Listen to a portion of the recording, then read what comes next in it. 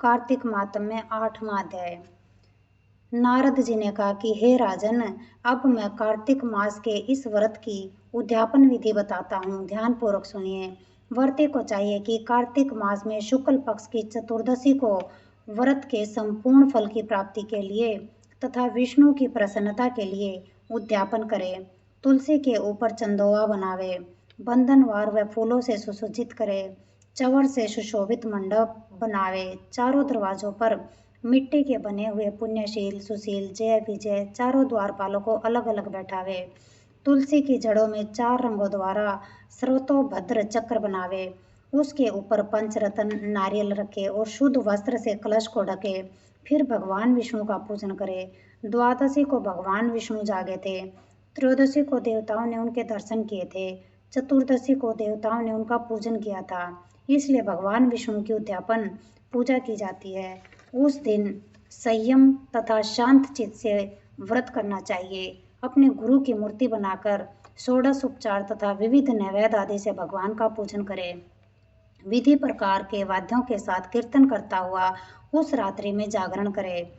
जो प्राणी श्रद्धा पूर्वक भगवान का कीर्तन करते हैं, उन लोगों के 100 जन्मों के पाप धुल जाते हैं। जो व्यक्ति भगवान के नियमित जागरण करके रात्रि भगवान का जागरण करते हैं, उनको असंख्य गौदान का फल मिलता है। जो लोग भगवान की मूर्ति के सामने नृत्य गान करते हैं, उनके अनेक जन्मों के एकत्रित पाप नष्ट हो जाते हैं। जो लोग भगवान के सम्मुख बैठकर कीर्तन करते हैं और बंसी आदि बजाकर भगवत भक्तों को प्रसन्न करते हैं और भक्ति से रात्रि भर जागरण करते हैं, उसे करोड़ों तीर्थ करने का फल मिलता है। पूर्णमासी को अपनी पत्नी सहित वेद पाठी ब्राह्मणों को या केवल एक ही श्रेष्ठ ब्राह्मण को उसकी पत्नी सहित बुलावे और उन्हें खीर आदि का मधुर भोजन करावे और यथाशक्ति दक्षिणा देवे, क्योंकि पूर्णमासी को ही भगवान ने अपने भक्तों को वरदान दिया था और मत्स्य रूप धारण किया था। अतएव उस दिन जो दान, हवन, जप आदि भगवान विष्णु के निमित्त किया जाता है, वह अक्षय फल का देने वाला होता है। इसलिए व्रती 3 या 1 ब्राह्मण को सपत्नीक सामर्थ्य अनुसार भोजन करावे। उन ब्राह्मणों को अपनी सामर्थ्य के अनुसार दक्षिणा देकर प्रणाम करे। बाद में भगवान विष्णु की पूजा करके अन्य देवताओं तथा तुलसी व कपिला गाय का पूजन करे। व्रत की कथा सुनाने वाले गुरु व उपरोक्त ब्राह्मण को वस्त्र आभूषण आदि से पूजन करके उनसे क्षमा प्रार्थना करे।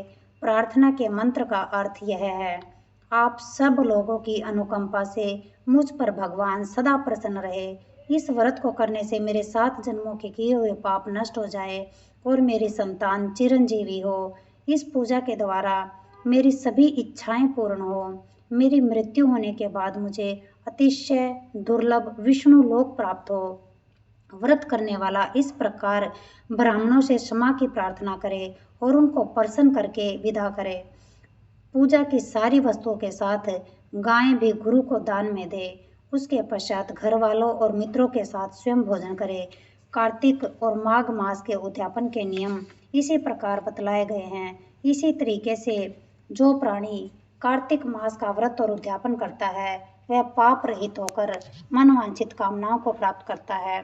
जय भगवान। सुख शांति, सुख शांति, सुख शांति।